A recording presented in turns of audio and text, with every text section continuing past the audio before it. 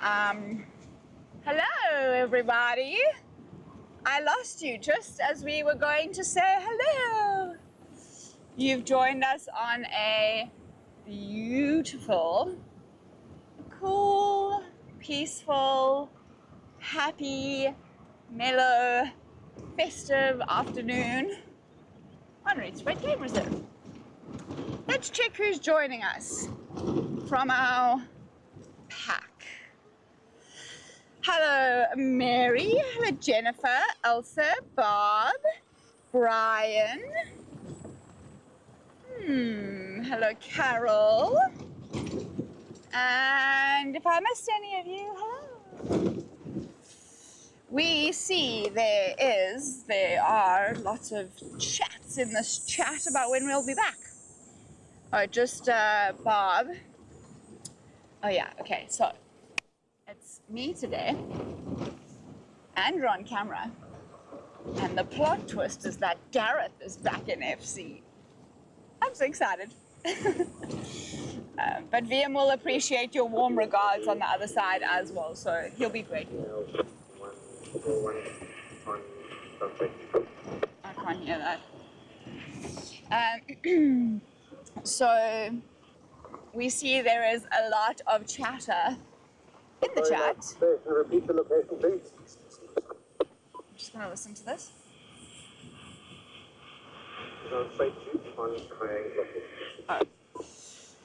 So there's lots of chat about when we're back and what the plan is, and just so all of you are put at ease, Bob was in fact correct.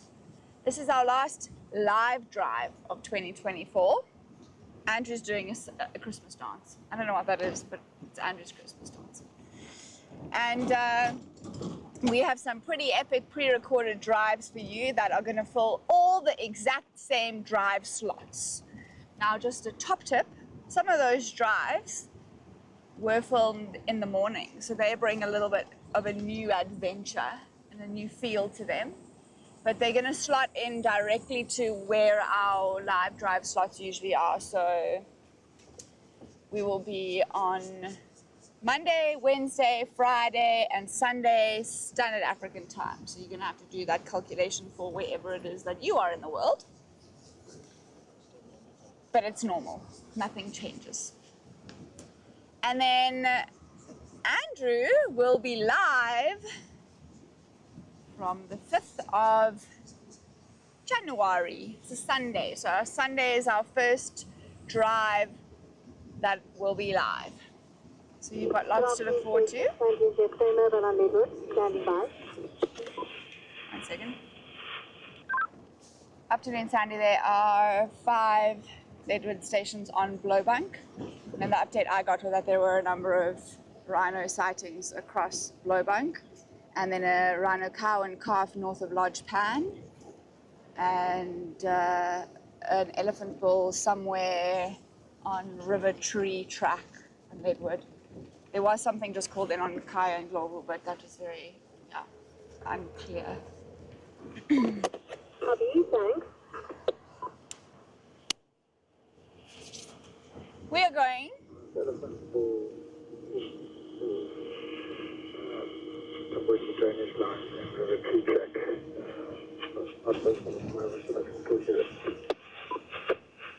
Copy that, thanks, Kevin. Okay, lots of radio updates, but actually not that much out just yet. We're heading into an area where the members of the Pride were left this morning. Now, they were mobile, they were on the move when they were left, and so I don't know if they're going to be in that area. It's been a nice, cool day comparative to previous days. And yesterday on our Zoom, we had an awesome sighting of the 5 lionesses, and they were stalking giraffe and an eland. So, but they were unsuccessful in their ambitions. We know because Andrew went to check up on them later in the day.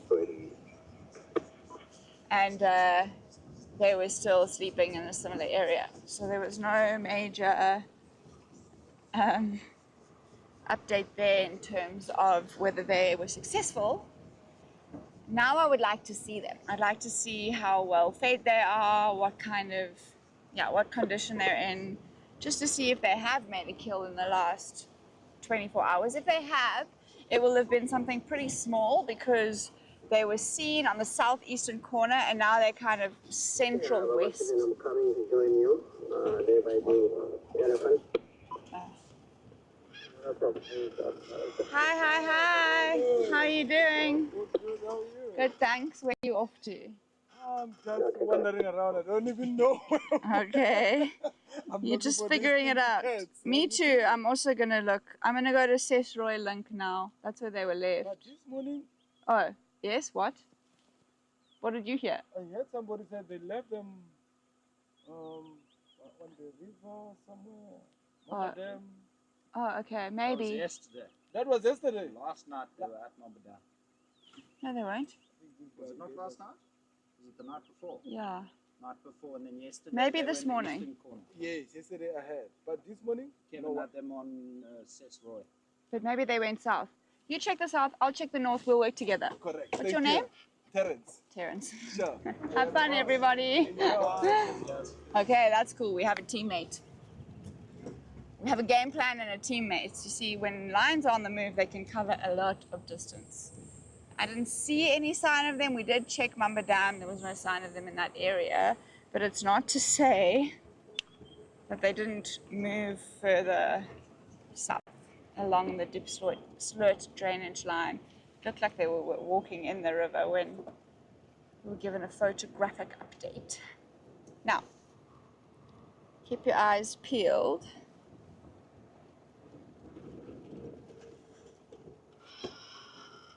Last update was somewhere here, but it's very possible. Let me just check with Kevin. Kevin for Victoria. Okay. Kevin, do you have a good last on where the members of the Pride were left this morning? As far as I know, they were around Mamba Dam. I had one separately on a male line tracks me about that other tracks. That was on the way around to the drainage line, but I think the others were damaged and maybe got tripped. Copy, thank you. Yeah, that's what I thought. I didn't copy that. The bulk of the Pride were left around Mamba Dam, one lioness around Sesroy Link. I'll follow up in the north if you're following up in the south.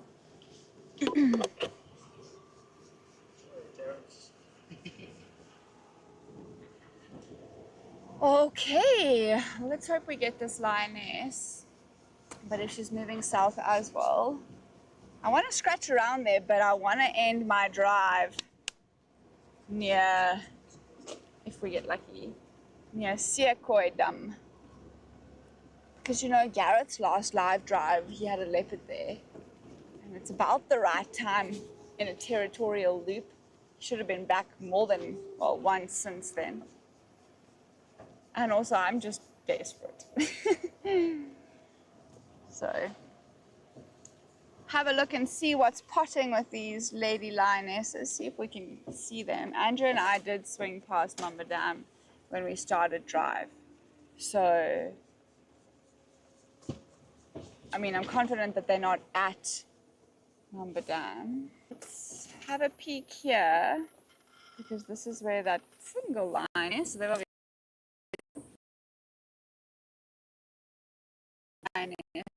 was.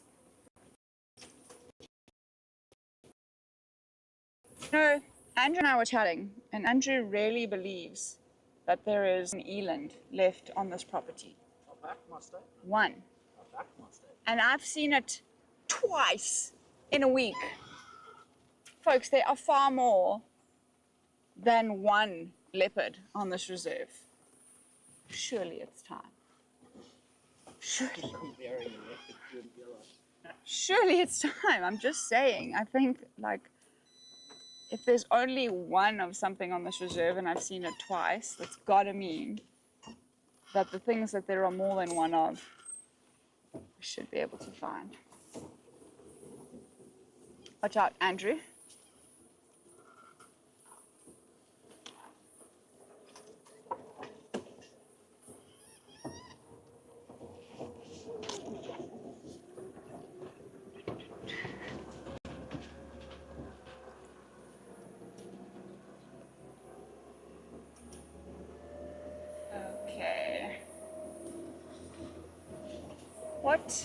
very curious as to what Panthera post you saw, Cara or Mary. I'm nosy. Let's check it out.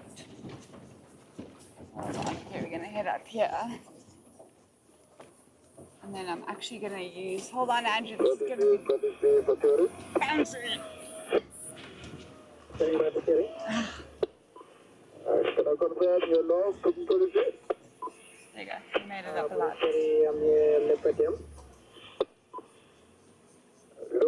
Lucho, Gala. Lucho, Budisheri. Lucho, this side, They're looking for these lions. around Mamba Den side. Lucho, sofa. It will be really funny because we know they weren't there. When we started drive, we went to the dam and had a good look around the dam. And they weren't immediately, like, obviously there. Yeah, we left lions on this area. So I think it would be, When you pass Madrid Pass, going east, 100 meters on your left, you see where we off-roaded into the area. This is where the rest were lined up. okay. Copy, thank you, Dr. Sir. Sounds like they were left. If they're still there. Where we had the cheetah that day with Chris. Yes, copy, I'm just here, walk past now, so I'm going now to check. Brothers. Maybe if I can try to relocate them, I will let you know. This termite mound has been driven over, poor thing. But to be fair, it's the worst area in the reserve to build a termite mound. Termites. I guess the reality is that this is their environment, we just live in it. So we're gonna bounce around here and then we're gonna start heading back south. But it would be really funny if they got there to Mamba Dam and the lions were at Mamba Dam. I think it would just amuse me because we know we didn't see them. But it happens like that sometimes because about wild animals is that they move. They do. And often, even, you know, often you'll leave an animal and it's doing nothing. And so you're pretty confident, you know, if I leave this siding, the person who's on their way here, who's like 15 minutes away, they'll find the animal in exactly the same place. And they don't. Yeah, if you watch our recorded drives, Andrew and I had a day like that, where they were left in an area. I don't even want to say what they were, just they. Can't give anything away, but I'm so excited for you to finally watch them because we've had to be so good about not spoiling the secrets when we've been chatting about things on live drive. Just chat about the stuff that happened on non-live drive too.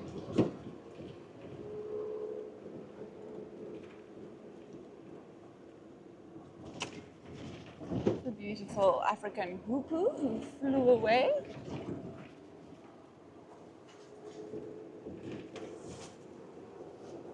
But, and honestly, most of the time, it is going to be there in 10 or 15 minutes time.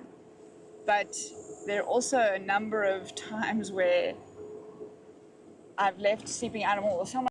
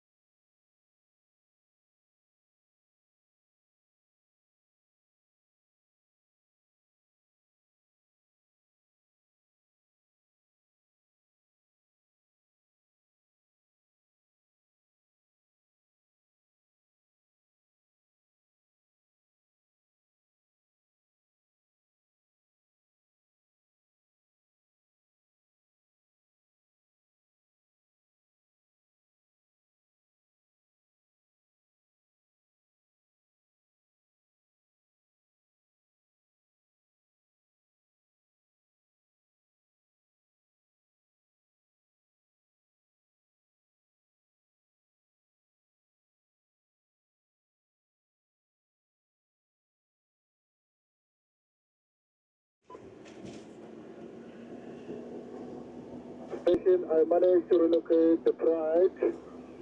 They are here at Wolf Park, and before the junction, before you go to Mamba Dam, there is a sonic area where they are in. I'm now, listening to the I don't radio. think for you, Mr. Orella, you have to off-road to come Alrighty. inside. You cannot see them from the road. Sorry everybody, we lost you there, and then I was listening to the radio because I actually want to know where those lions are. They are pretty close to Mamba Dam, I'm also making my way from Lebanon. but not obviously close, so we shall see. We're going to head in that direction and then we're going to head east. So let's just get a little further south and then see what gives. Jennifer, so has anyone seen any of these crocodiles make a kill or have we got it on camera? No, we actually don't see crocodiles very often on this part of the reserve. Kaya has crocodiles. They have a much bigger dam. Their hippo dam is pretty substantial. So they do see crocodiles on Kaya, and it wouldn't surprise me, particularly this time of the year, if we did see crocodiles in the dams. I really don't think I've seen a crocodile, but I might have. Something's ringing a faint bell. But there is some pretty crazy footage out there of crocodiles making kills. I mean, they are fantastic stealth predators from the water. There was a piece of footage that went viral from Pinder of a cheetah being killed by a crocodile. I don't know if any of you remember Owen Dell. He was a cameraman. We're very good friends, and he actually sent me that clip when it happened, and my eyes were like this big. Crazy. But that would have been 5 years ago now. So, wow, time flies, yeah. And then, I mean, there's various other clips that people have got, and people in the industry have got, of crocodiles that have caught animals, and they've got that on camera. I haven't actually watched crocodiles killing anything. What I have been lucky enough to see is crocodiles feeding, but that's pretty different to crocodiles making a kill. Andrew says that somebody on Kaya actually got footage of a crocodile with a pangolin in its mouth. That's ridiculous. Someone on Kaya got a crocodile eating a leopard. Oh. Yeah, so, you know, crocodiles definitely eat things and catch things. The thing about a crocodile that a lot of people, or a lot of us, don't understand is they're not making a kill as frequently as lions are making a kill. They're not killing something and then next week killing another thing. If a crocodile makes a substantial kill, that can last it months and months and months. So that's how you get lucky enough to see. This is gonna pretty bumpy. I'm gonna cross over here rather. But if a crocodile kills something, it can stash it. And if it's that's Andrew's head. Look, with the Stopping the rattling. It's so funny. You can see his. Hi, Andrew. Merry Christmas. That's pretty funny.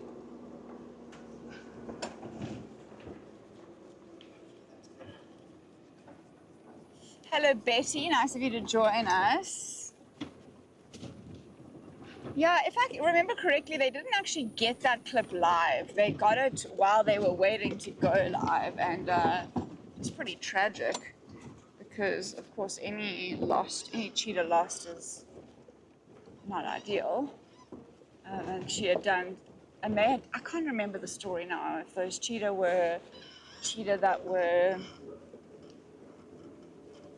because I know Pinder had 4 or 5 orphans around the time that they'd released together, because they were at the right age to kind of start finding their feet. And so I don't know if it was that group of cheetah, but I remember a lot of trepidation around the event.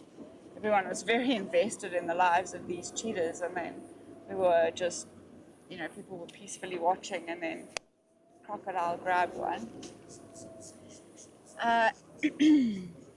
But like I was saying, is crocodiles will feed on the same carcass for a long period of time, and it actually starts to decay a little bit. But what they do is they will stash it deep under the water, and then they'll bring it to the top because they need to swallow it above water for the air and for the way their anatomy works with feeding. So you do often, like, you'll get lucky watching them feed, but watching them make a kill is a thing. I feel like I've had an experience recently where a crocodile was trying to catch some birds. Maybe it was on the private. Yeah, that's actually... I'm just like, it wasn't here, I would have remembered. Yeah, maybe it was a crocodile and some Egyptian geese in the thorny bush, but I didn't, it wasn't successful. It was an unsuccessful crocodile hunt. I hope that answers your question, Jennifer. Hello, Santa Andy. Any instances of crocodile on adult elephants? Quite frankly, the only true, besides the I think it's a Kipling or one of the African folklore stories about how the elephant got its long trunk, was it had a short little nose and it had to kneel down to drink. And one day a crocodile came up, and a crocodile attached itself to the face of the elephant, and it pulled and it pulled and it pulled and it pulled, and they had tug of war over and over and over again, and the elephant eventually got away, but the crocodile got the tip, which is why an elephant's trunk looks like it has 2 little lips to it, and it's such a long, stretched out nose. That's the folklore. The only interactions that I've seen between crocodile and elephant, there's one pretty famous viral one as well that somebody took, is actually where the elephants are putting the crocodile in its place. So there's one video that went viral not too long ago of an elephant cow, and she just decided she'd had enough with this crocodile in her space, and she crushed it with her knee and her tusk, and then continued to stand on it for another couple of minutes. So that crocodile, which was a big old crocodile, pity, because the big crocodile is an ancient creature, but she said no. Maybe she had a baby. You know, the problem with viral videos is that they very rarely consider the context of the whole scene.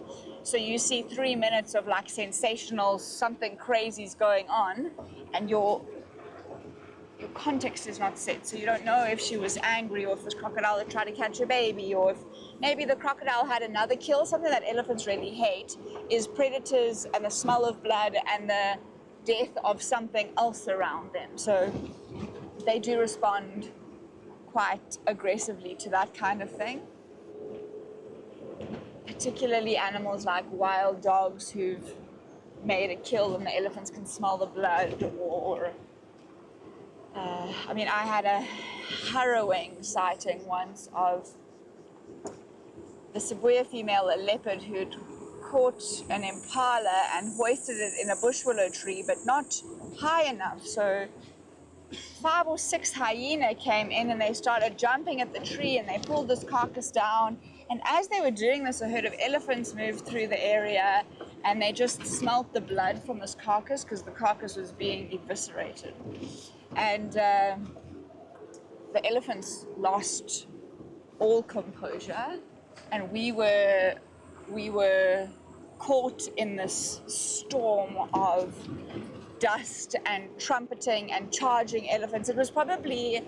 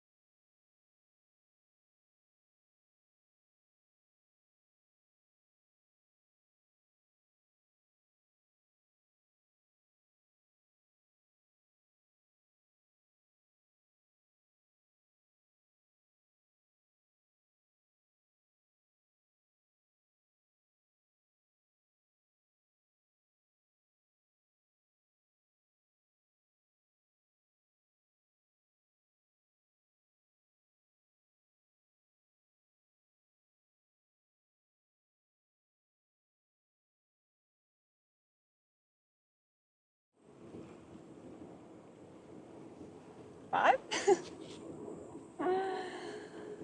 Sorry, gremlins on the last drive. They're like the Grinch who's stealing our Christmas cheer. Not really. Okay. Where was I? So I was somewhere in my story. But basically, what was happening is that there was a huge. Are we live? Okay, cool. All right. So there was a huge herd of elephants, and what happens with an elephant when they like start to see red, then all they're seeing is red, and they have misplaced aggression and all sorts of things. And this herd of elephants had got so charged up by the hyenas that were dashing around and and working everything up to like the highest level of intensity.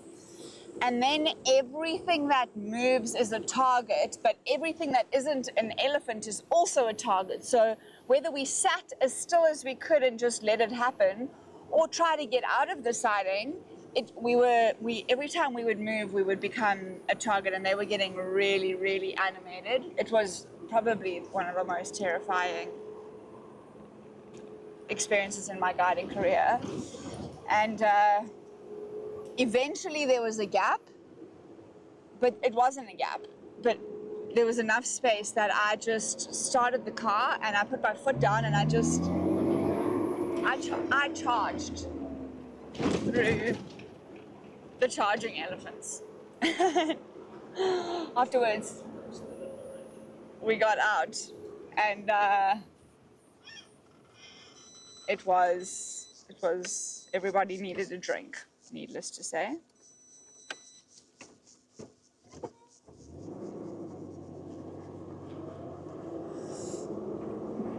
I've got a question for you. Yes.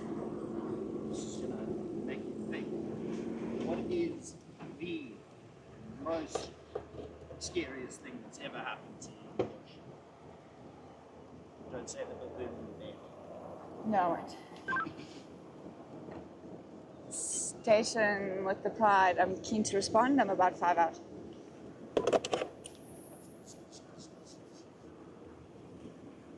You can make your way. I'm going to pull out for you. Figure out if they are east or west. Do you know? East. Yeah, I'm also responding. I'm near Hofpad, east of Rietspruit.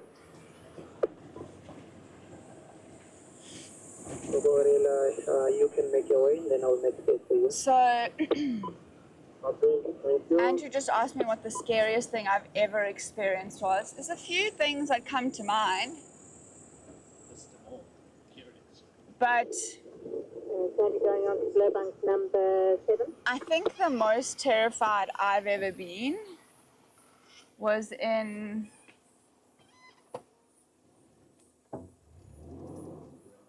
a siding wasn't a siding, we were walking. Oh. Okay, I'm gonna pull over. Andrew and I are a little bit discombobulated. Andrew Yeah. Okay, let's find out. Let's see. I think they. Mozzarella. They must be forward. Oh. Hello, hello. Are they here? The lions are here, right?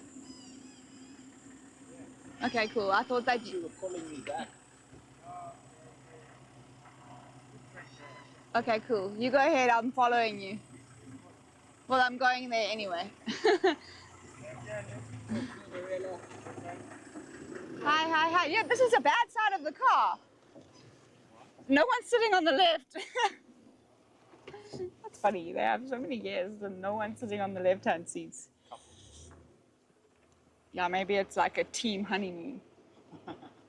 So I had this sighting. It wasn't a sighting. We were on foot. It was a sighting, obviously. I'm sure I've told this story before. But we were walking. We were doing a walking safari. And we saw a crash of white rhino, and they were beautiful, but they spotted us. And the point of these walks was to approach animals without them ever knowing that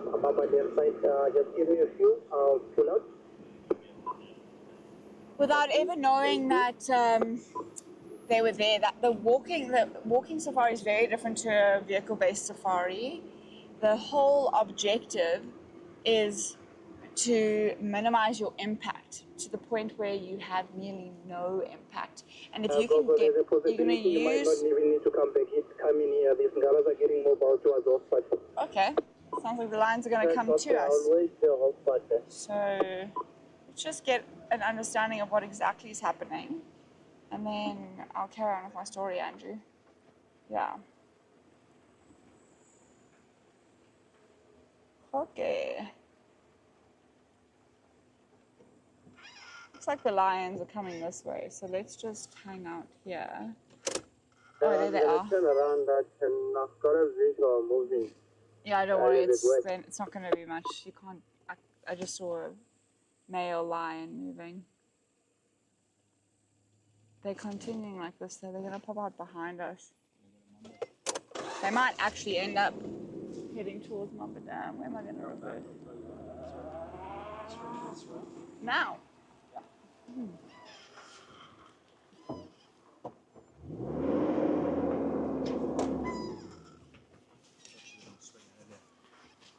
Into that.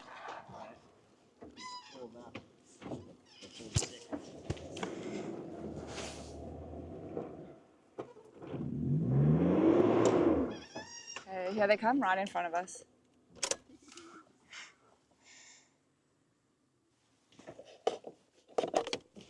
Stations, I've joined the sighting of the lions. Beautiful. No. Be interesting to see if all 5 lionesses are together. I think they are going to head towards maybe Mamba Dam, maybe the fence line. Oh.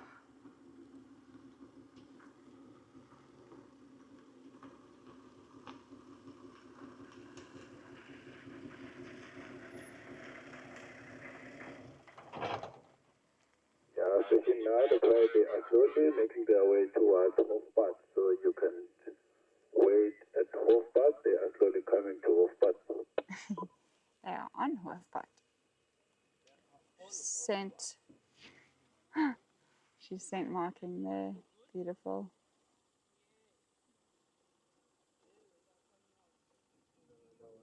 I think they have eaten since we last saw them. Something small. She's in good nick. Their tummies were more concave. I'm leaving the local this. Here comes a male as I'm well. leaving 313 Butcheri in Logan Inside. Amazing. 4 lionesses.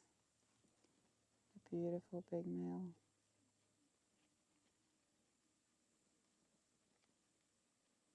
Elvis. Look how cute they are. They are cute, even though they're very lethal. You're welcome to go ahead if you want to go ahead when he's passed, and then I'll just leapfrog you.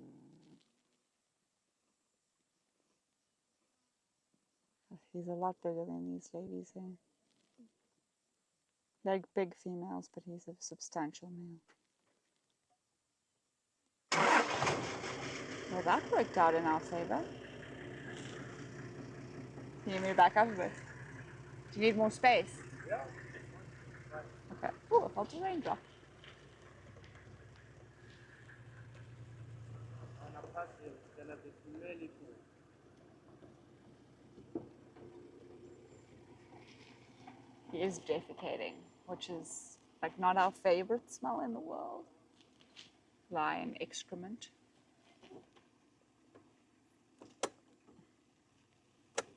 I'll put us a little bit more.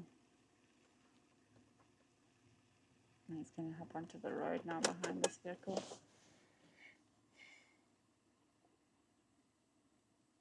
Wow, that's crazy. Imagine being the guests there who are looking behind, filming a lion walking at you. It smells terrible. Phew. Lion scat is really quite something, isn't it? He did a seriously decent job. You know, it is raining. It's so weird because sometimes it's the most disgusting thing you'll ever smell, and other times it's not so bad. So I think it must just depend on what they've eaten and how long ago they ate it. I'll get back to my rhino story eventually, I'm telling you. I will, but for right now,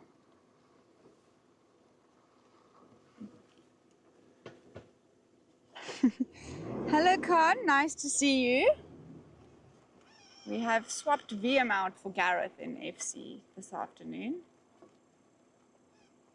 But both of them will be very grateful for your greetings, no doubt.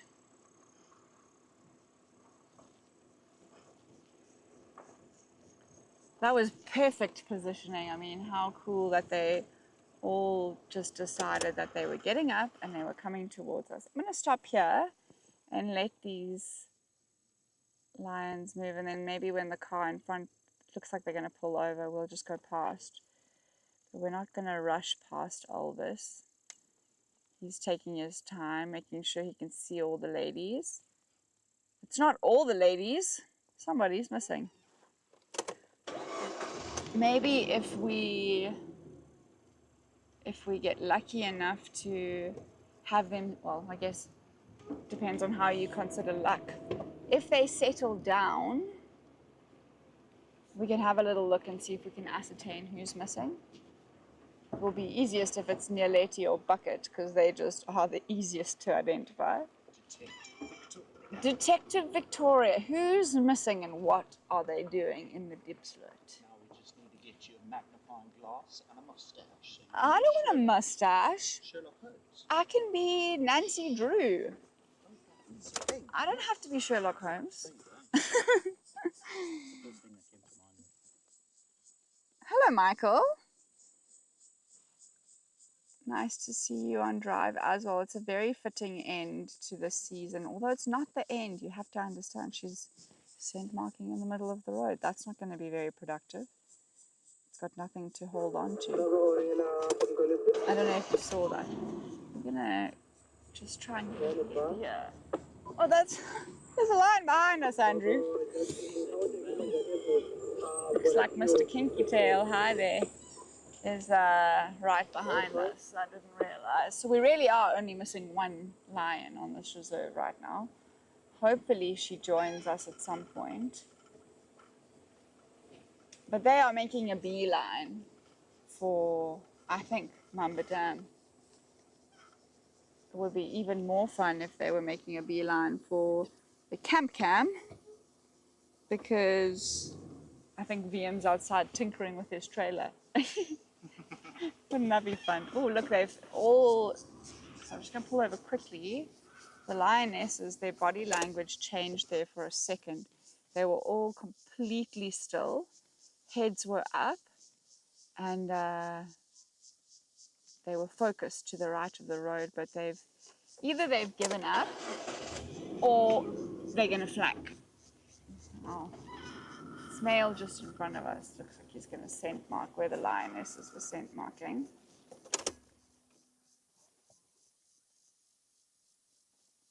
I believe in the run account cost it's suffered a dam to one of another. They have, I think they've heard something. Look at their body language. Very alert.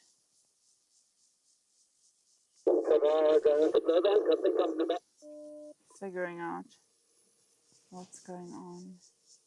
Ooh, they look like they might flank something. I'm just going to bypass, give them a bit of space, and see if we can get into position to see what these lions are looking at.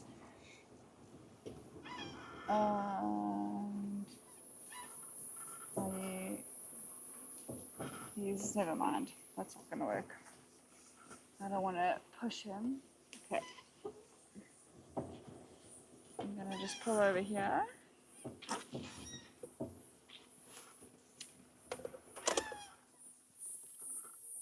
It's pretty close.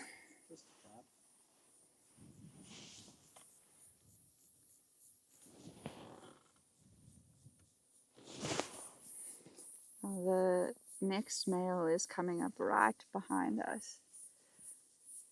I don't know. Yeah, here he comes. Andrew, it's time for a selfie. Yes, mate. Be a tourist. He's getting it. The Christmas hat selfie.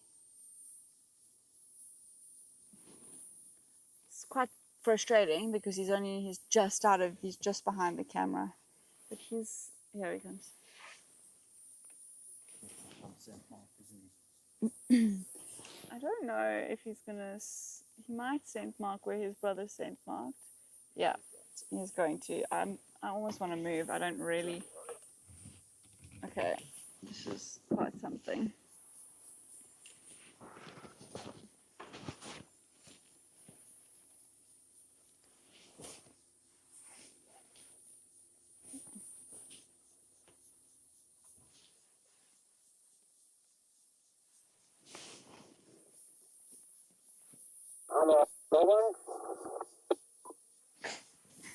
This is very close. But he has done his approach to us, so he knew we were here, and he decided to come and sniff out what's gone on in this bush and give it a bit of a lick. See that phlegm and grimace? He's using an organ we've long since neglected as humans. He's drooling now. Clearly his brother smells good.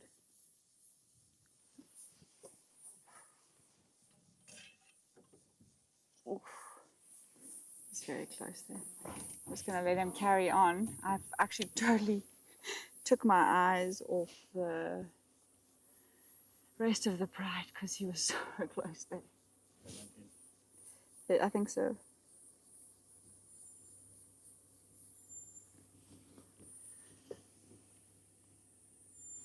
Jennifer, a long story short, I had a 9-year-old boy climb out of the car in a leopard sighting once.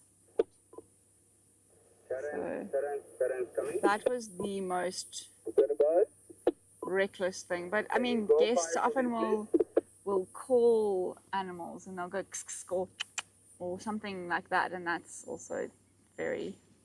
Your car looks amazing.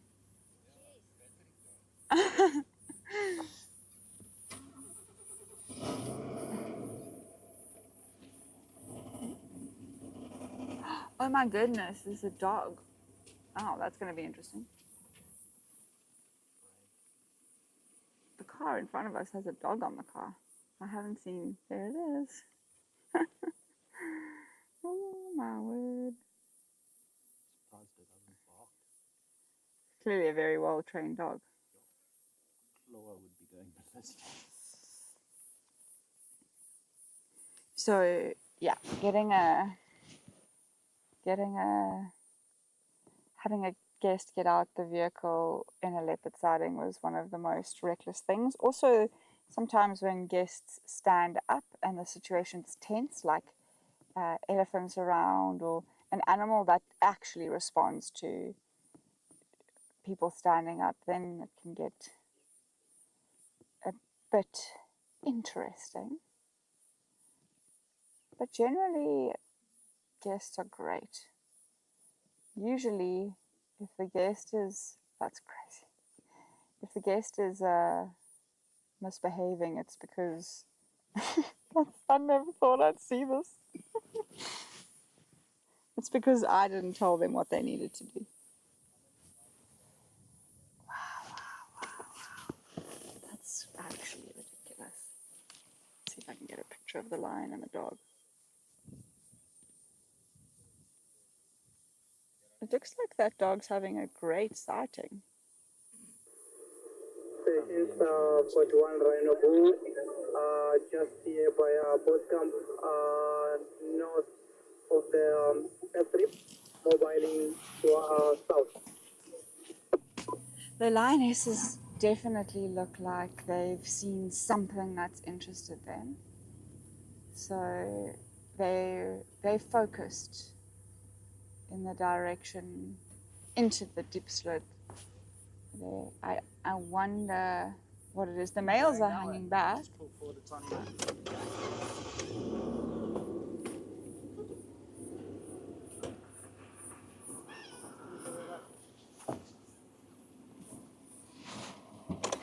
Hi there. Dog's got a lack of sighting, eh?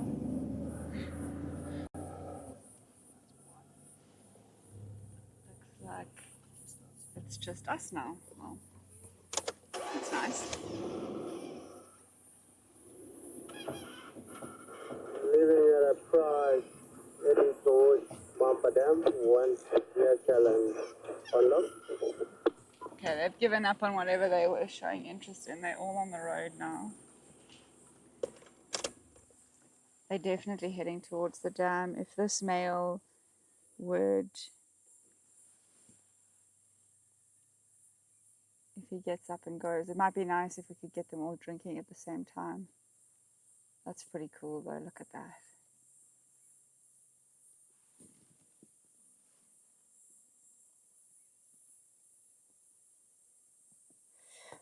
Michael, it's a good question.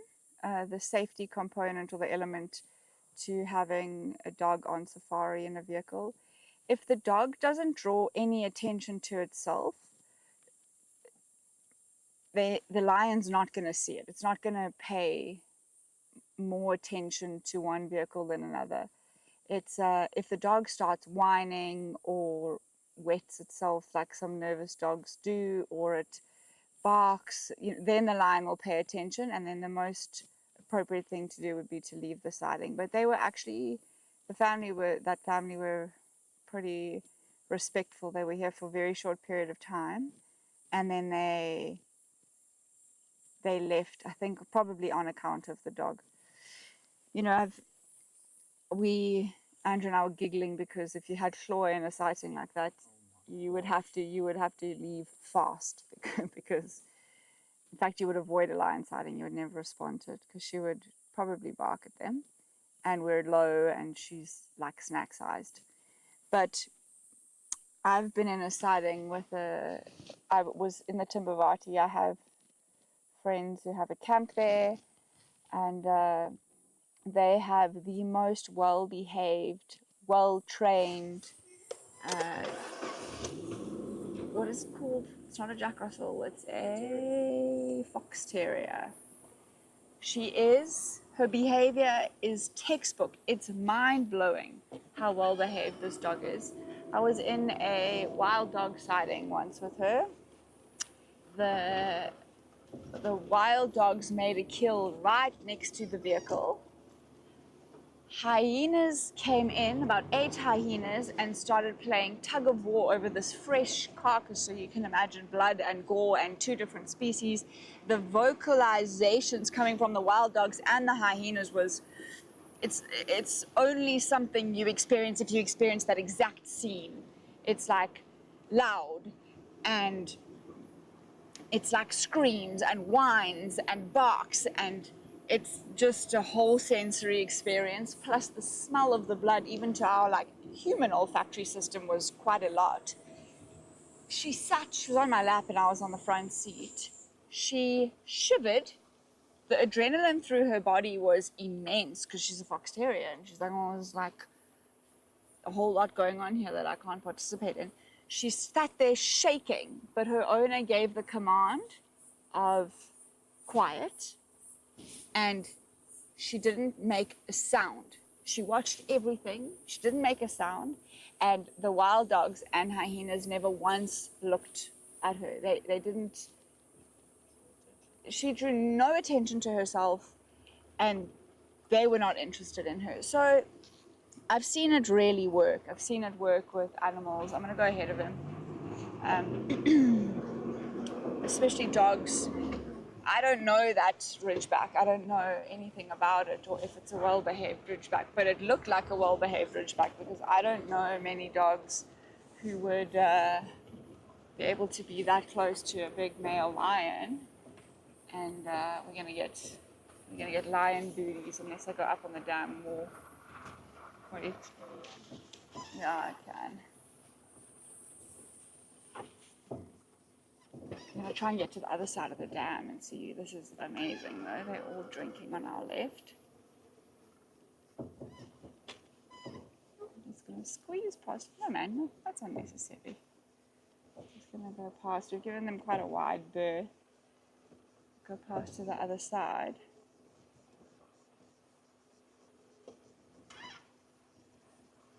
And watch them. It will be a bit more of a distance, but it will be a front on view. Which is fabulous. Okay.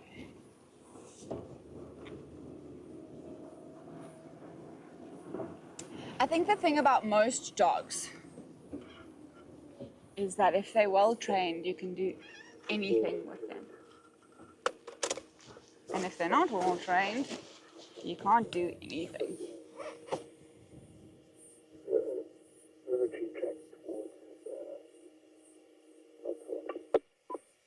How majestic is this scene? With lions drinking and a lion lounging on the bank. It's just remarkable.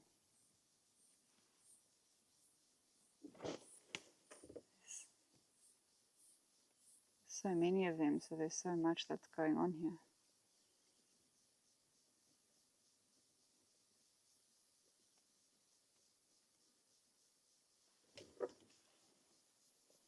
That's beautiful.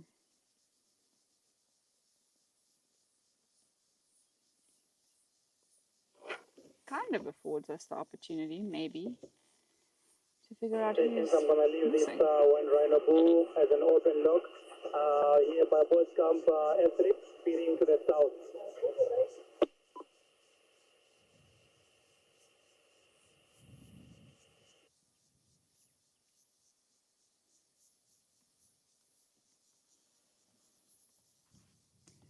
From being absent for a while around this area, they sure have made up for it in the last little bit. The pride.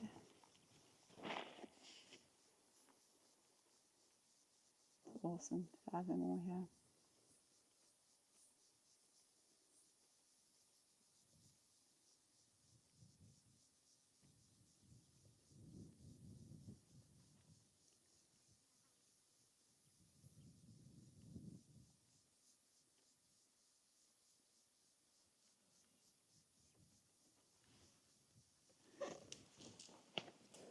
Amazing. It's also like there's so much area that they can drink from, but they choose to drink from those three that we were on. They choose to drink from the exact same patch. Hello, handsome.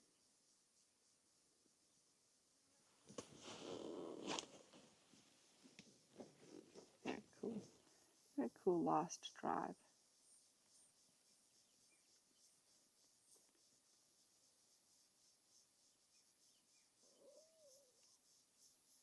Two rhinos for crest preferred.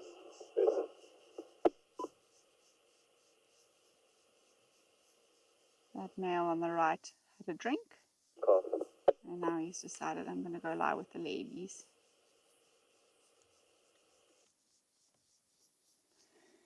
Man, this is cool. I hate to be ungrateful, but wouldn't it be amazing if we had an orange sunset today? Pretty amazing. Looks like they're carrying on.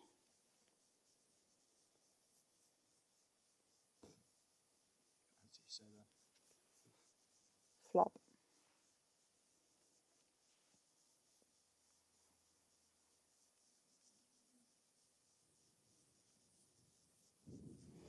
Betty, so the fifth female was seen, Kevin had her further north in the Diepsloot earlier this morning. They have been spending time as all 5 of them. Recently we've seen them quite a lot all together. Quite a lot, I say. They were together for 2 consecutive days, which is pretty good. But today they've separated out again. Okay. I'm just trying to have a look to see if I recognize anybody. I recognize everybody, but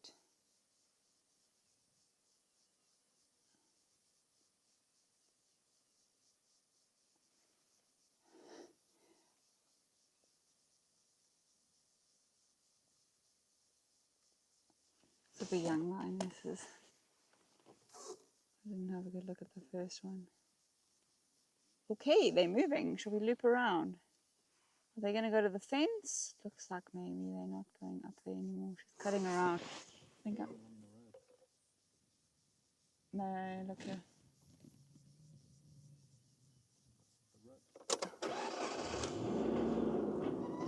Okay, well, I think we're going to head towards the fence line and just try and get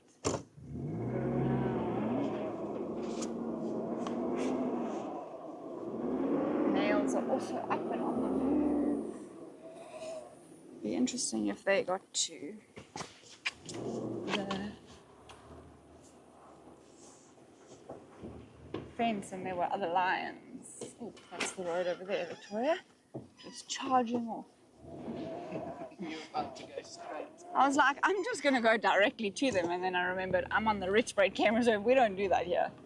Well, Brent does, and then he changes 4 tires. Or he makes Andrew change them. Watch out.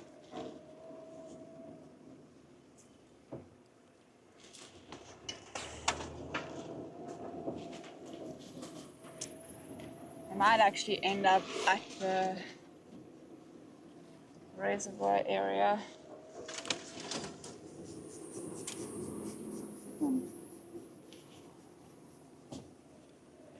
Hey Janine, nice to see you again. We've had some seriously cool meetups with some old timers. Some of you who haven't been able to make it for a while. Old timers sounds terrible. I mean that in like a endearing, you are dear to us. Under them was a price. For me. They were just close to one of them. They were on at this plot. They were lying down.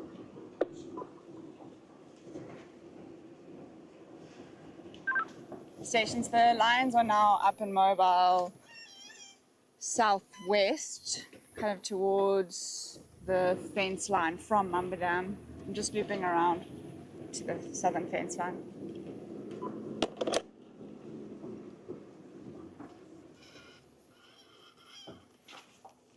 This is one of those roads that takes a beating when it rains, because it's like built like a natural river.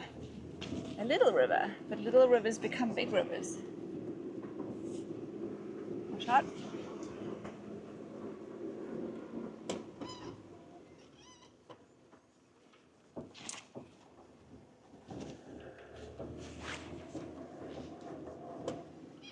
I think they're probably going to head up that. They're going to do one of 2 things here. They're either going to head up the road, the new road that goes to the airstrip, or they're going to cut south somewhere here. But luckily, I mean, when they're in a corner of the reserve, they eliminate half of where they could vanish to. So I'm sure we'll catch up with them again. It would just be nice to have a view of them all walking towards the car again. That would be lovely.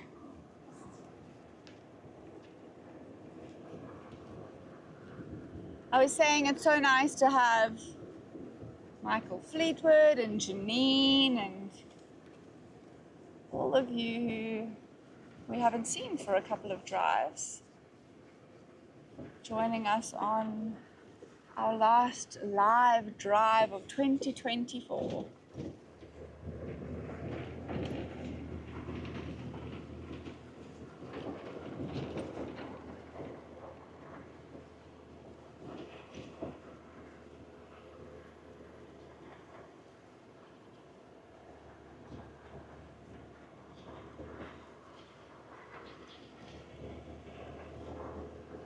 They did have a good drink at Mamba Dam, but if they hadn't, I would be quite excited to see if they were going to jump up on the reservoir. No, but I bet they would. Okay. The thing about this area is that there's always prey species, so they could be taken off track pretty quickly if they come across something that they consider to be a tasty treat.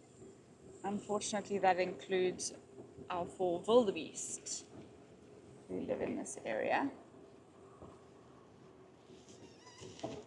But they're very lion savvy, these 4. They've grown up in this reserve, so they are quite confident in their lion avoidance strategy. It's not like the others who might be a smidgen naive. I think they've gone into the block.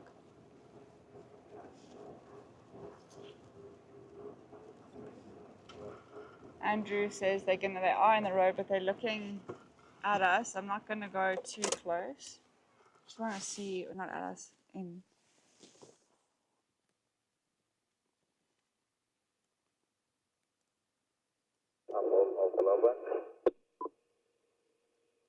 There's 2 lionesses. She doesn't look that interested. One of them looked like they're all going to come here. I'm just going to pull over Andrew.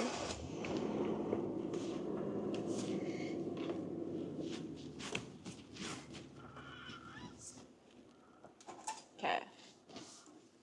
Unlock with current car on the mobile train. It's going to be a whole bunch of lions heading our way.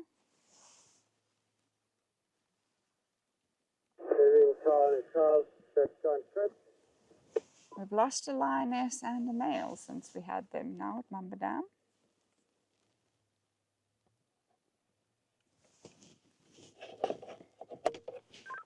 Stations. The lions are now on the new road between Mamba Dam and the southern parts of the Hayes airstrip.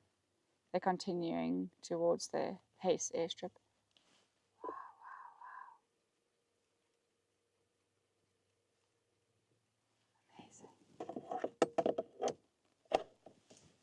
Oh, there's Nala.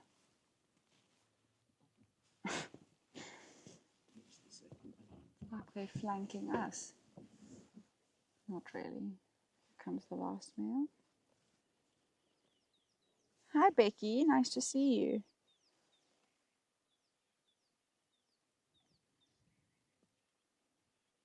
It's crazy how small they look in the lens of the camera because we look down on them. But they are not small lions. My Vantage and Andrew's are very different because I sit quite a bit lower.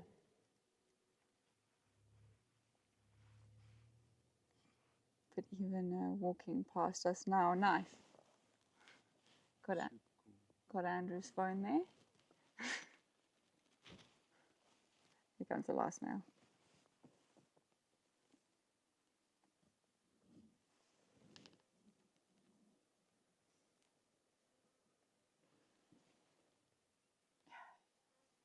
These cuts on his face have really made him look gnarly, haven't they? And he has a thorn tree hanging from his beard. From his mane. Okay, I'm going to try to turn around. You can see that kink so nicely in his tail there.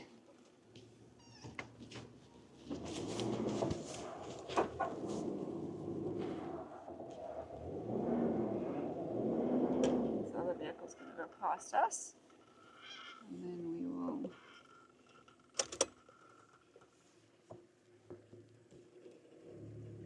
And then we'll try and get another cool view of them. This is amazing. They're on the move. Hi there.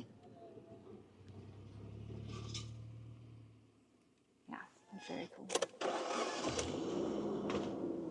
We could do our loop again and still beat them to the top. Shall we go around? We'll go the other way this time.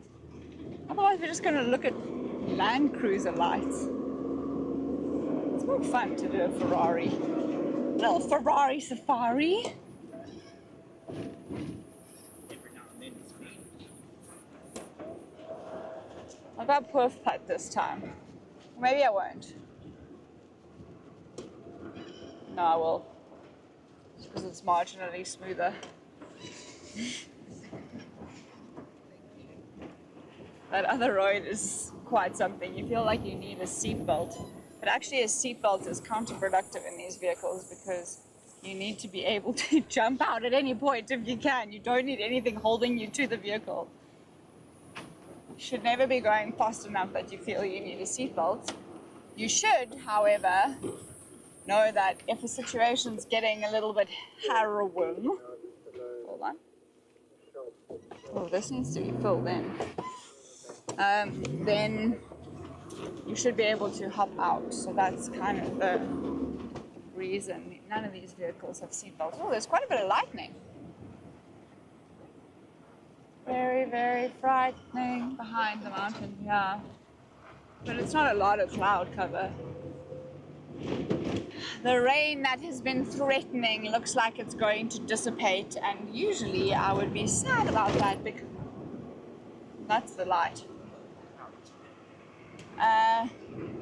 Usually I'd be sad about the rain dissipating, but actually it's very tricky being on a private trip.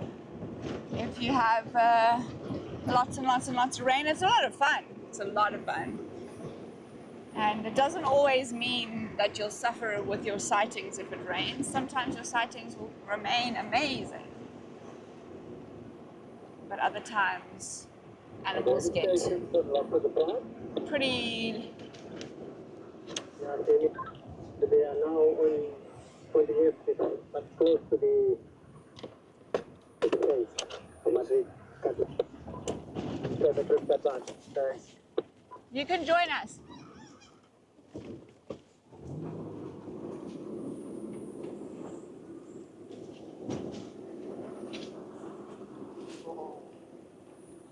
The wildies, go. I've seen them. I've been with them. They're kind of heading to the corner. Yeah, make your way there halfway between a lot of them. Let's go to them. The wildies are behind us. It's a little bit nerve-wracking. I'm very invested in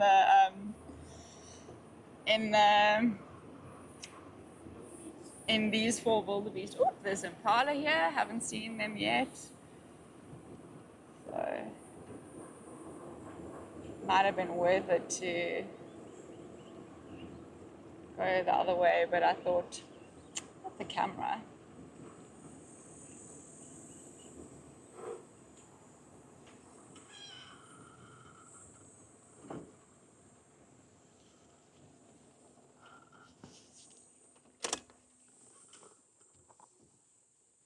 It's hanging back. Now they are heading to the corner of the reserve where we have to hop out our car and open our gates. And if they were here this time yesterday, I would have got out the car and, well, walked right into them. Michael Fleetwood, are these boys bigger than the Nzenga males? They're significantly bigger than the Nzenga males. The Nzenga males are an impressive, well, the one Nzenga male, the larger of the two Nzenga males, is a very big male lion. But midget is what we called the other one for various reasons. They must have seen something. Look at this body language here. So it blows everybody's mind how successful the Nzenga males have been, because one of them is a really small line. Go ahead. You don't want to bumper those impala, they're kind of coming up your way.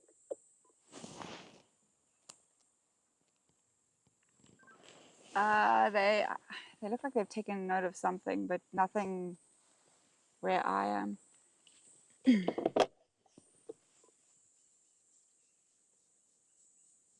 don't know what he was saying that they look like.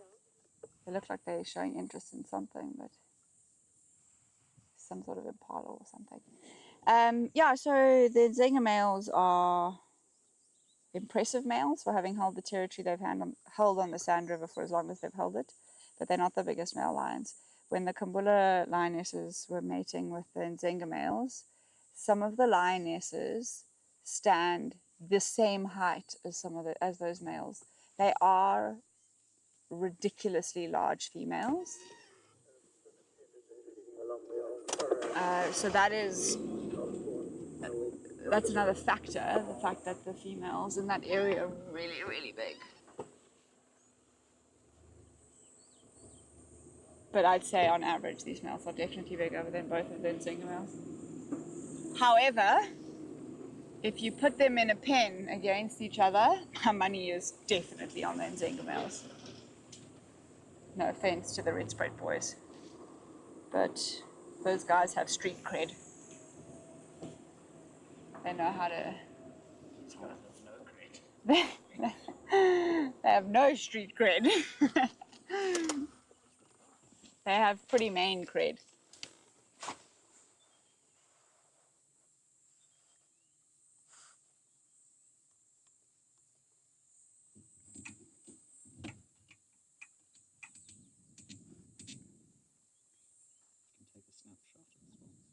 They're just beautiful, posing mountain.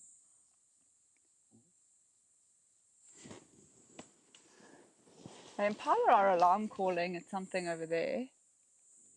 So maybe the lionesses are heading in that direction.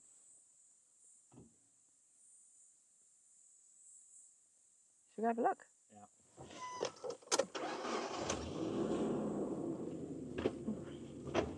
I hope that answers your question, Michael.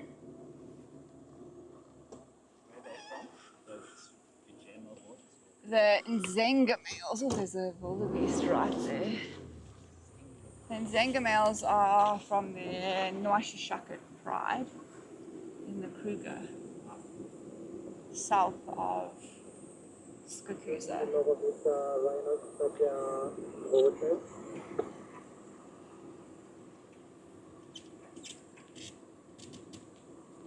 I have no idea what people call Midge on social media, but we call him Midge. So, yeah, he's a small lion. That's what I'm saying, is that these lions I think are bigger, but I would put my money on those ones for a fight. It's interesting because before I'm just going to stop right here. Is that them? Are they? Okay, it's a mound. Okay, that's fine. Robert Monique of Kaya.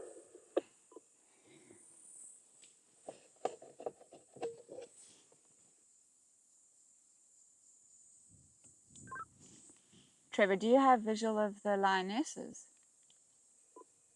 Yeah, they're actually behind me, and there's about 4 impala, but it's that impala of the last call, so I think that's all. Copy. The wildebeest are in the open on the airstrip, so I wonder if they'll head in this direction. I'm going to watch when these boys move, and then I'm going to turn around and kind of follow them slowly from behind. Copy. I'll stand by here.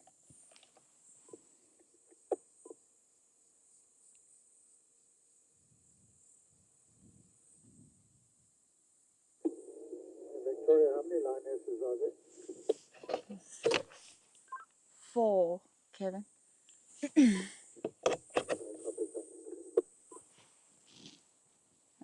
I don't know why they do this 4-in-1 thing. It's like each one gets their turn to take a time out. Trying to solve these line dynamics is like trying to solve a Rubik's Cube. Yeah, it is like a Rubik's Cube at the moment. Run, Wildies! I kind of agree with you, Carol. It would be disappointing if they they did catch these wildebeest. But how beautiful do they look with the sky, the dramatic sky, the blue wildebeest with the blue sky. It's actually a beautiful scene.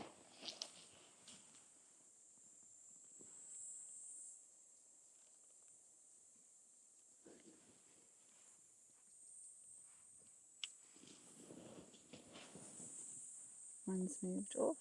We really thought last year, that last month, Gareth was at a Zoom drive where he was convinced that one of them had given birth, and she probably had given birth. She's not looking particularly, none of them are looking particularly pregnant now. It's quite interesting behavior there. The male's gone down to roll, but he kicked up the dust first. Very typical wildebeest behavior. Nice. Scent marking, huh? Now. No, well, what are you... Yeah, before, but now on the ground he's rolling for parasites. They do this a lot. You'll watch the zebra as well.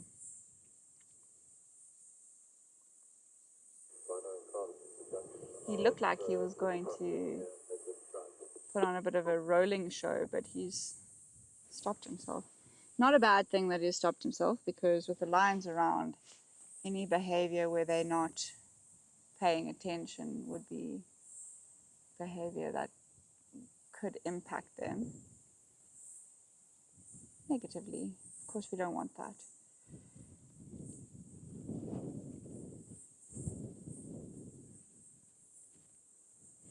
Are these the wildebeest that lost some of their friends? I know Carol's answered that question beautifully, but it's a nice question for everybody watching.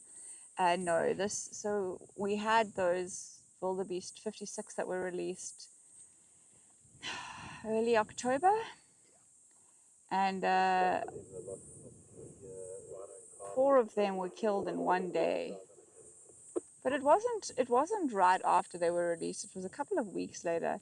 But Leadwood are seeing the bulk of those. There's a herd of about 36 that are hanging around on the Leadwood side. So 36 wildebeest is an impressive sight. But these 4 are residents, and they're the originals. I did expect to see more of the new wildebeest, but it's almost as if these 4 were like, this is our land. You will not inhibit the haste garden.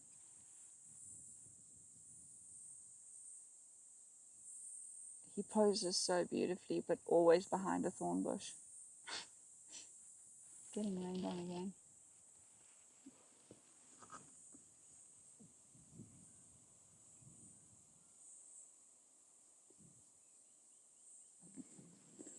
Oh, that's cool.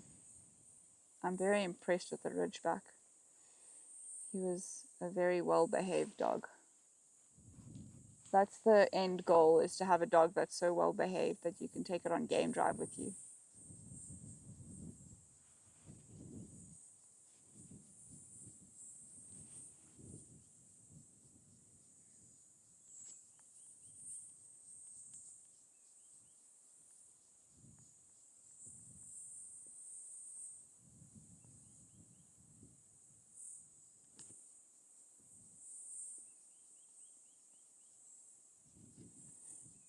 Stunning scene, isn't it? Pretty, Mm. Thank you. They really are. They're posing for us. I can hear all the impala performing on our left, and it's got the attention of some of these wildebeest. They don't seem too phased.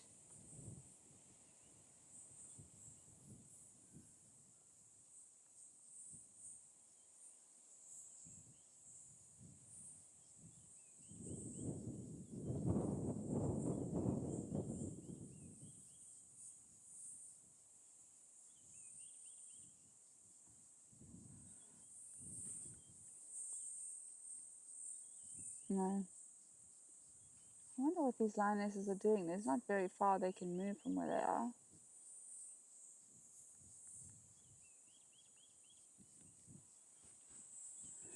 I half expect them to explode out the thickets.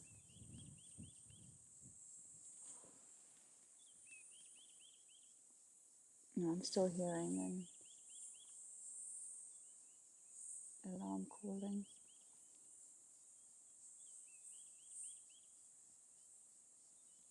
There's lots of impalas now. Can you hear them? Yeah.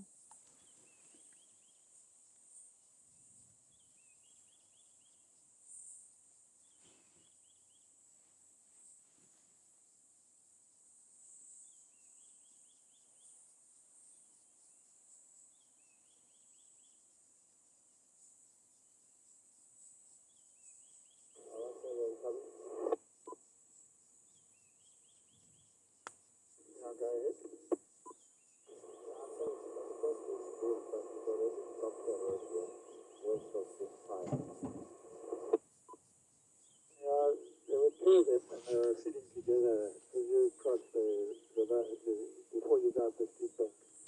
They on the right there in the shady trees.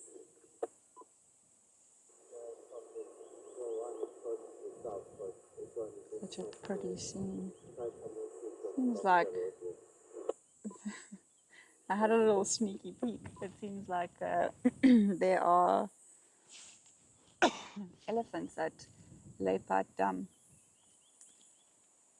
Now, it would be something that I would very much be tempted to go and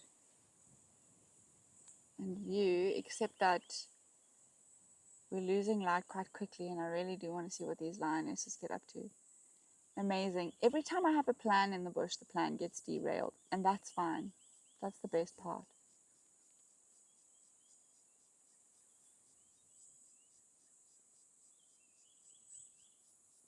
Because then you know it's exciting. You know things are happening. Trev, is there an update at your position? Yeah, they're back on the cut line now. The Impala ran off towards your direction. Copy. Let's go check out. Apparently the ladies have, well, I don't know if they've calmed down, but they definitely didn't catch an impala.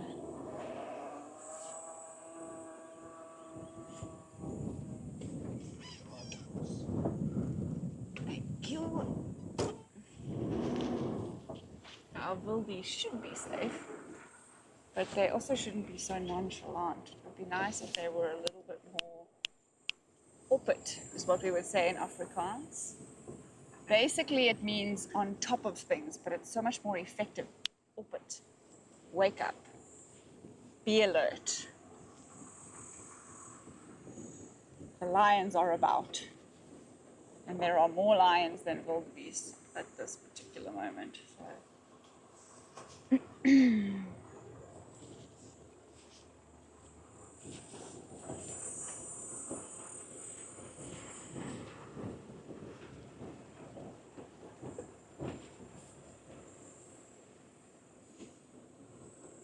Looks like the males are on the move.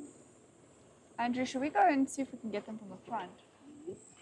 Sorry folks, we are moving around a bit. I actually think these lionesses might still be trying to make an advancement on something or other in this area because they're moving quite slowly, but this is our little running triangle that we do in the mornings. And so it's really not a long loop to loop around. I just don't want to spook the wildebeest too much. We do have to go past them. But then I think if we come on from the front, we should actually get those lionesses, get a better idea of what they're doing, whether they're hunting, whether they've shown any interest in, you know, another herd of impala. The impala that they initially saw have moved off, but the lions are moving in the same direction, so perhaps they're still pursuing them. Just gonna take it nice and slow. I don't want to spook any of these planes game out. There's another herd of impala that are up on our right. So we have animals all around us. And the wind is picking up, which really will play in the favor of the lions. Oh, don't do that. I'm just going to cut this corner so that I don't spook these wildebeest. I might stop here if it looks like we're going to interfere.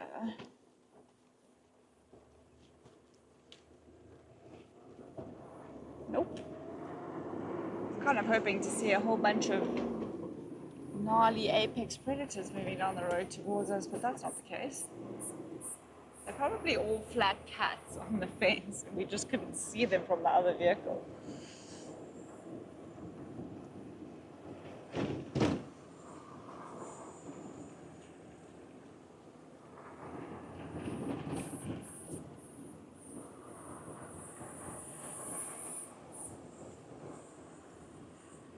I'm not sure, what was that? Yeah, it's definitely darker than usual, but it's been a dark afternoon. So much cloud cover.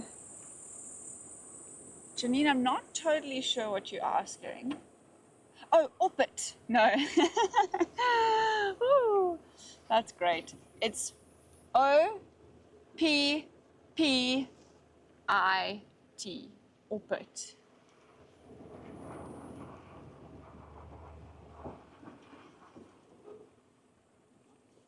There we are.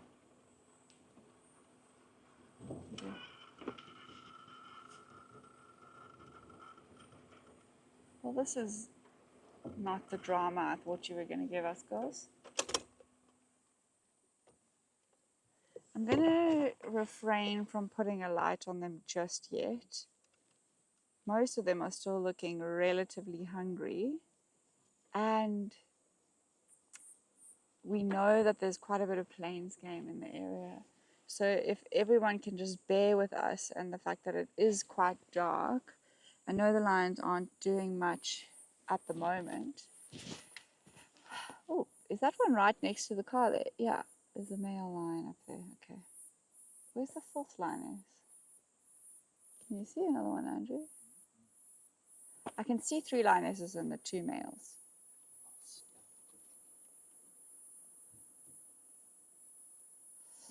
Gareth, you are a legend. Everybody, while we are with these lions and we can hardly see them, it's a fantastic time to remind you that this is your last opportunity to get your hands on the keyword for this week. It's a particularly beautiful photo and it's available for a particularly short period of time.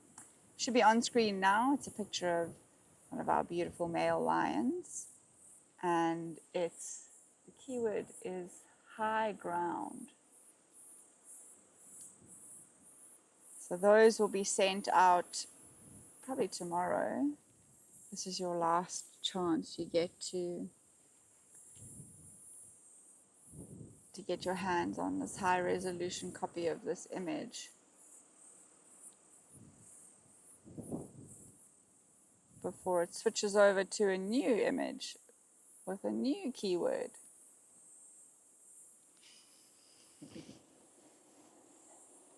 Who knows what that will be?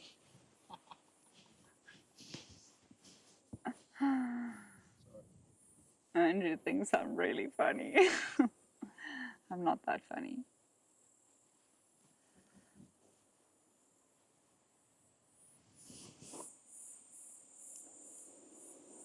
There's a bit of yawning going on here, not from this lioness. I know she's tricky to see, but maybe I'll put it.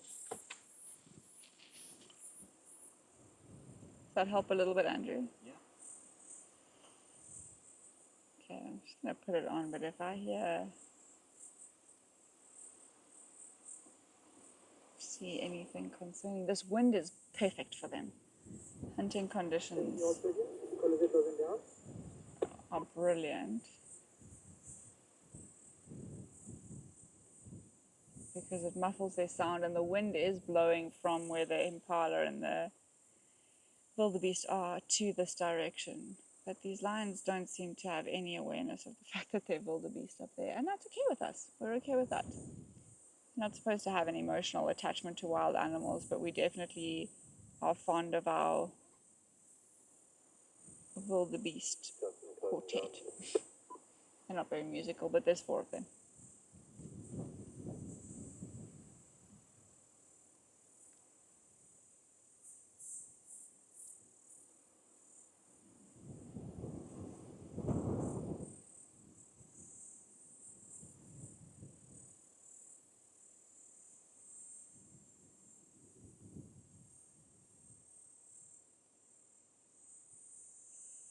The reason the wind is so productive is it completely muffles all the sound.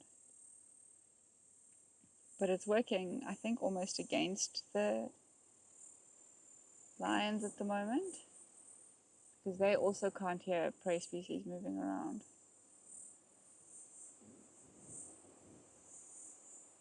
I'm just going to go lights off. There's another lioness moving and stretching. I don't want to impact anything here. Let's see, she might greet. Nope, she's going. Let's see what gives. Okay, wake up, sister, let's go. Never mind. It's promising.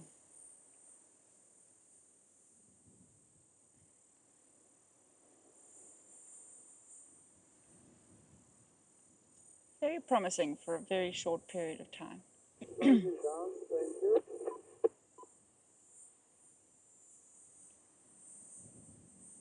I wonder if having the males with them impacts whether or not they're choosing to pursue a hunt.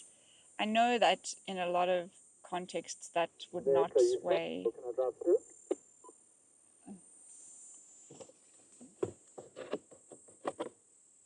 What's that? I think it was Trevor.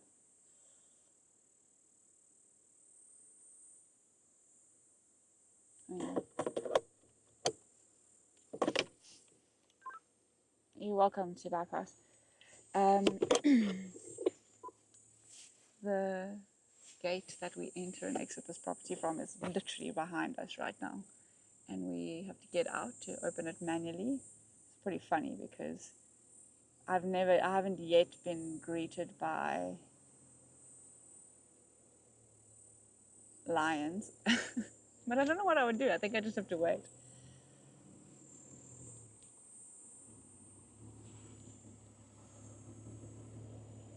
Hi. I have a nice picture for you. I'll send it to you. Oh, yay. Yay. Thank you. You're welcome. I'm on safari for the next 10 nights, but when I'm back, we should make a plan. Absolutely. And we'll see, we'll meet. On 10 nights. Yeah. Till the 29th. Yeah. So that's a bit more. Yeah. But you're still here, right? When we're back. Yeah. Cool. Absolutely. Where are you off to? You taking flight? Yeah.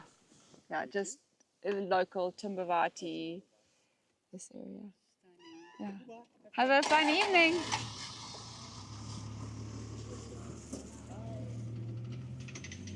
That's always nice. Catch up with old friends. Listen, can't say I believe that these lions are going to do anything. Perhaps we should take our last 20 minutes of this drive and do a loop and see if there's anything else we can find. It would have been amazing if they had decided to pursue something. But alas.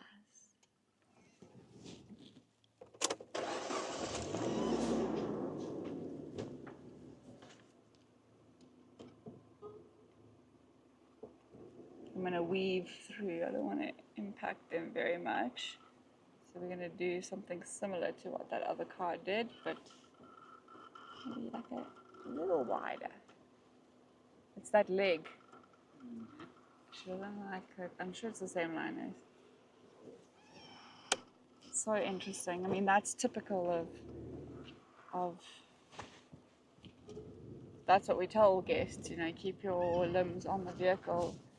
And we, you know, the way the cameramen sit on this vehicle, they have their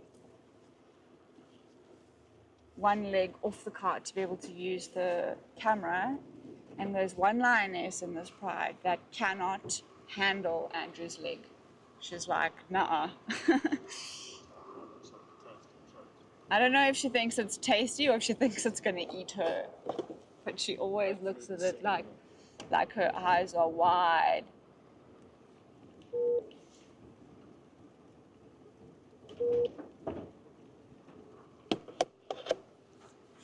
Alrighty. Let's do a loop-de-loop. See what else we can find. There was so much potential there, but they flopped. And that's okay. Yes. I hope so, Andrew. Andrew wants a leopard. Surprise! Would be nice. Would be very nice. I could get behind that.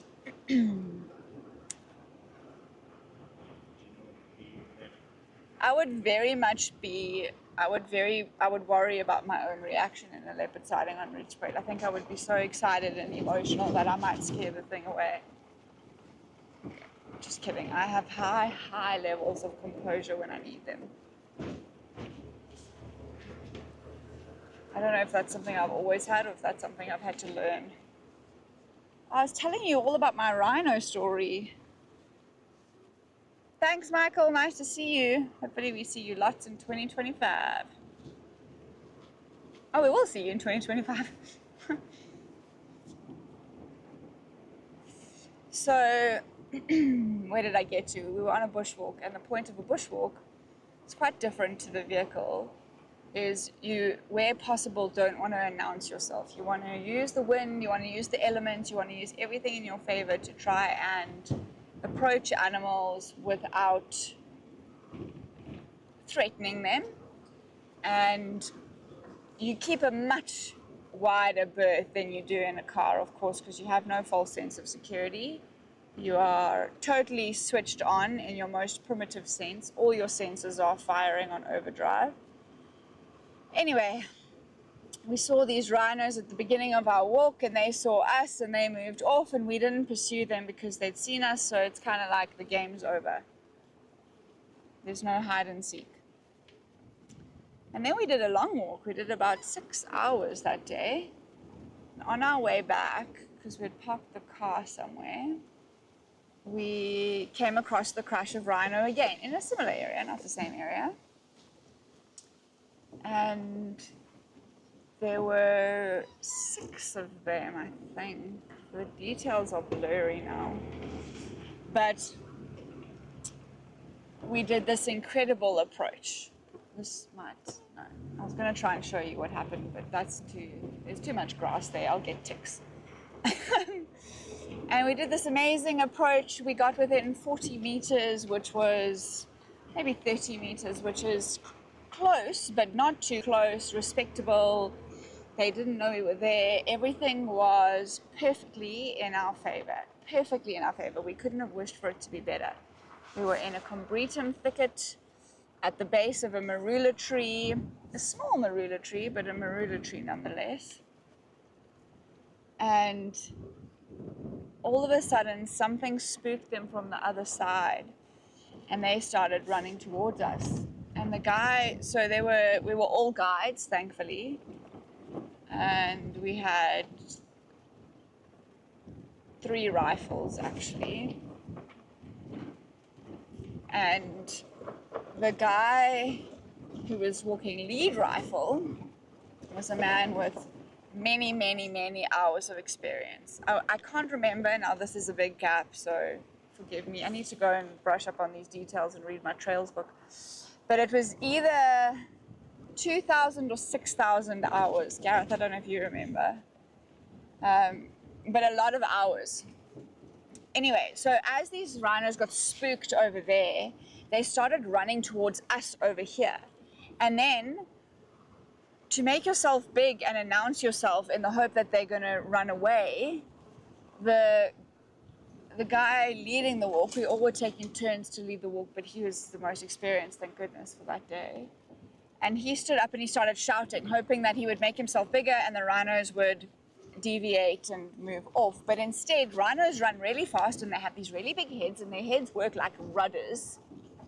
So if they have heard something and they're moving their head and they're running at full tilt, their body just follows. And so we had this situation where we had six or eight, one of the two, white rhinos hurtling towards us. And now it's serious. Now we mean business. And everything happened in slow motion, and everything happened so quickly, as it does when your adrenaline is pulsing through your veins like honey. and I just watched all my colleagues and friends like falling into bushes around me and diving into thickets, and at the same time, like a comb, I watched these 8, I think it was 8, because there was one for each person in the group, and there were 8 of us in the group. It was like watching a comb of rhinos come through the bushes. And so they screamed towards us, and where the middle section was, there was a tree, and it was quite a small marula tree. I remember because it was a lot smaller than my shoulder width, because I had to squish myself in to try and hide behind it. And what happened was I saw the tree, and I saw the head of a rhino bull, and I heard the chambering of a gun, a rifle, and then I saw a person fall down next to me, and over the person that had fallen down next to me, I saw a big white rhino bull run. So my head is thinking, okay, this guy who's fallen down at my feet has been hit by this rhino and now trampled, and that's why he's on the floor. But what had actually happened was this guy had 2 left feet, and he had tried to step away from the rhino, and he had fallen over the root of the tree, and falling actually probably saved him, because the rhino came so close that I think it could have actually hit him if he had not fallen just before. But it was all a matter of like split seconds. This was all unfolding in the perfect storm, and as quickly as it starts, it's over. So we sat in silence for about 20 seconds, maybe less, 15 seconds. And that was the longest 15 seconds of my life, because I had no idea where Gareth was. So, and we've had 8 rhinos run through 8 people in a thick, encroached area, and you don't know where your friends are, you don't know who's hurt. And so I started a roll call for Gareth, and I didn't know this, but he was actually behind me holding my backpack against the tree, so he knew exactly where I was. He's like, I'm behind you, I'm fine. And then I did a roll call, and everybody from all over the different bushes, you just heard, I'm fine, I'm okay, I survived. And we all got together, and it was a very stressful experience. It's a great story now, but it wasn't great at the time. Even though your adrenaline's telling you it was fantastic, it was not fantastic. And but we all lived to tell the tale. I did very nearly. It's so funny how the human ego works, because I really nearly climbed the tree in front of me, and it was just a straight up, very like thin marula tree. I very nearly climbed it like Tarzan, and then I thought, what will the rest of my peers and colleagues think of me if the situation resolves itself and I'm in a tree?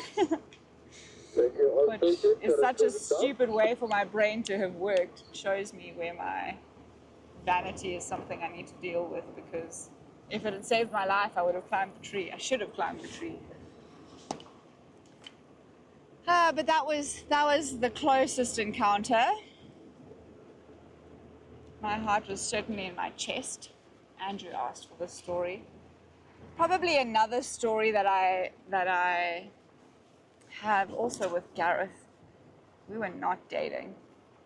We were just friends, strictly.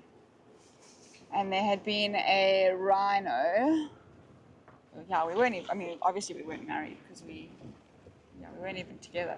There'd been a rhino who had been poached, so that was pretty sad.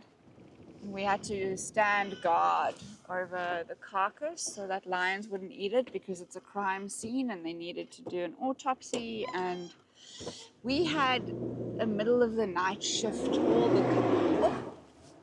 That ditch needs 2 hours until the morning. I think we were on from 10 to 12. We got a fairly decent shift because we were off the next day. So technically you're off from 5 p.m. the day before, but they needed our help, so we helped. And I was sitting like this with no door, and I was facing the back of the car because Gareth was sitting on the back, and I was chatting to him, and he was like, please can you just come back, we have lions all around us and we're blocking them from their food. And I was like, oh, for goodness sake, whatever, why are you telling me what to do? So I climbed over, and then I sat. The vehicles were set up like most safari vehicles. The first row has an armrest kind of over here, and I was sitting on the armrest, and Gareth said to me, Victoria, please, can you just move from the sides of the vehicle?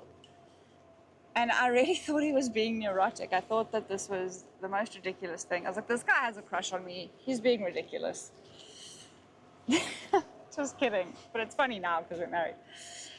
But not 5 minutes after I had moved off from the side of the vehicle, a lioness charged the vehicle and stopped here, dead, where I was sitting. She stopped and looked up at me, and it was one of those feelings where I had seen a lot of lion aggression in my career, and I'd experienced a lot of, tense wildlife situations. I'd also experienced them up close with us, but I'd never experienced them pursue me on a vehicle. And it was very unnerving because her main goal was, I've seen the humans, I know they're humans, they are between me and a very easy meal, and I'm gonna threaten them, I'm gonna push them off. So she came like paws flying, teeth spit, the whole like terrible, that scary picture you get of those feet slapping and the dust and really she stopped at the side of the car, and I was like, oh my goodness me, that was terrible. That was very scary. And those are my only two. I told you, Gareth saying in my ear, I told you. But I have lots of scary stories, but I'm not going to scare you with all my wildlife scary stories. 2 is enough for one afternoon. Oh my goodness. Right, Mary? Oh my goodness. I'm glad you enjoy hearing the stories, Betty. We have more time than I thought we were going to have, so I'm going to loop back around and just see if those lions have moved. Because lions after dark move. I'm just switching the lights off because there's a wildebeest in the road. 4 wildebeest in the road, which is fabulous.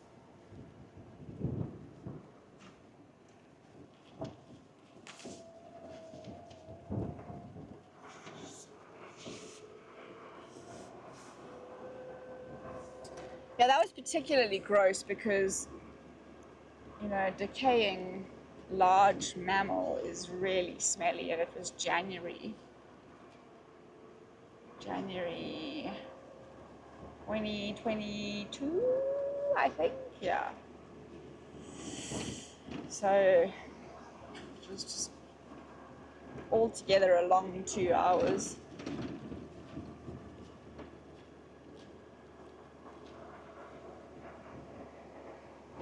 I was hoping we were going to see some, like a genet, or a leopard, or a civet. Andrew's been lucky with civets lately.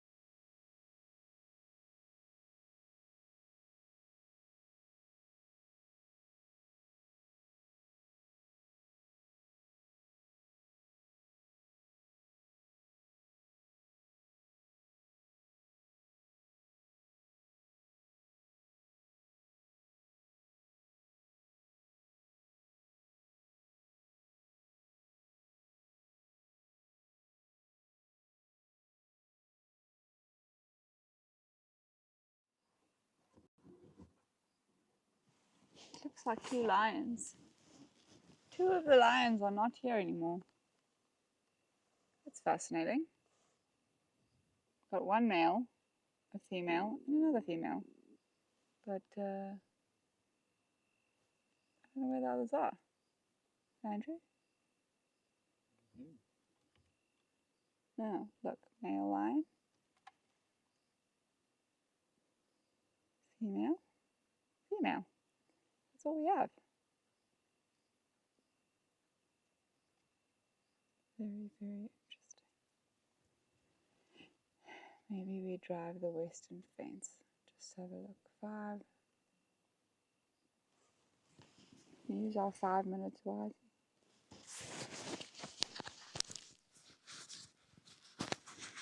I'm just fixing it. Yeah, that should be better.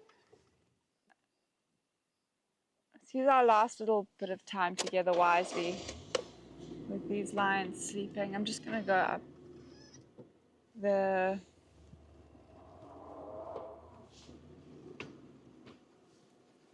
Do you know what would have been a great thing to do on this game drive, Andrew?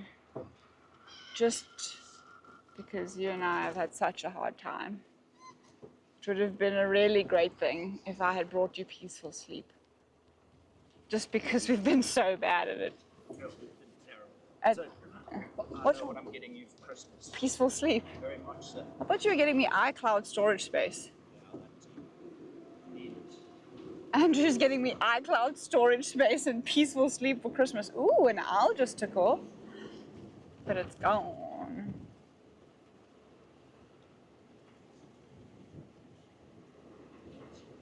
We had a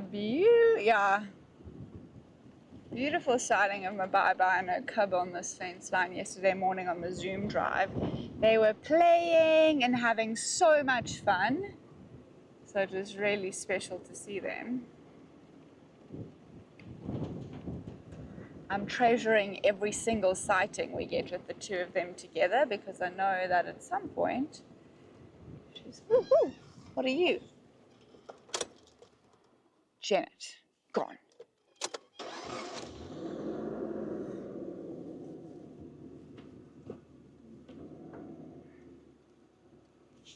Oh, everybody's enjoying all the stories. We're going to have to pull out more stories. Maybe we'll have a story time. Bedtime stories with Victoria. We should finesse them and start a podcast, Andrew. Everyone can fall asleep. No, I think people would actually have nightmares. I think the podcast will do. I reckon people would have nightmares if we told them a safari story's gone wrong. Like Janine. Janine left. She left our drive because I scared her away. Which is not entirely true. She just said she needed to walk the dog. She got scared away and she just needed to walk the dog. Do you think I can take this track? No, that goes somewhere else. Okay.